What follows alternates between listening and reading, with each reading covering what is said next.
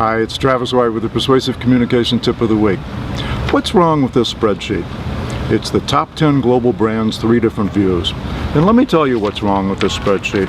3 different companies, Interbrand, Eurobrands, and Brand Finance, all came out with their ratings of the top, the most valuable brands in the world. They came out with them all at approximately the same time, within a few weeks or a few months of each other, and their top 10 list each is individually different, completely different from the other brand companies.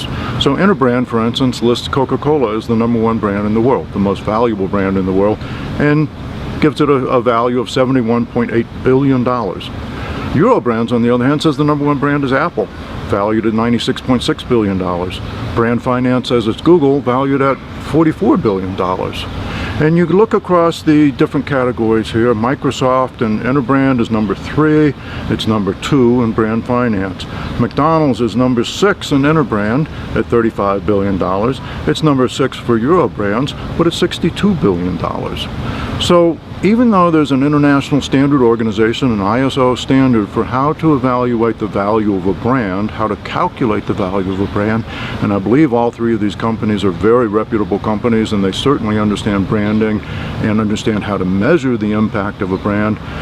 Even though they have standards, even though they're all very polished, very professional, they come up with 3 very different sets of answers. Some companies make the list, some companies don't make the list. They make it in different order, and their values are sometimes twice as much in one list as in the other list. So the moral of the story is nobody really knows what a brand is worth. We know a brand is important. We know that the brand is held in the eye of the consumer, the perceiver. They are the ones who can assign the value of the brand. Because that's subjective, it's very hard to evaluate. It's very hard to assign a specific value. So take these lists with a grain of salt. Brands are important, but it's very difficult to assign a real value to a brand.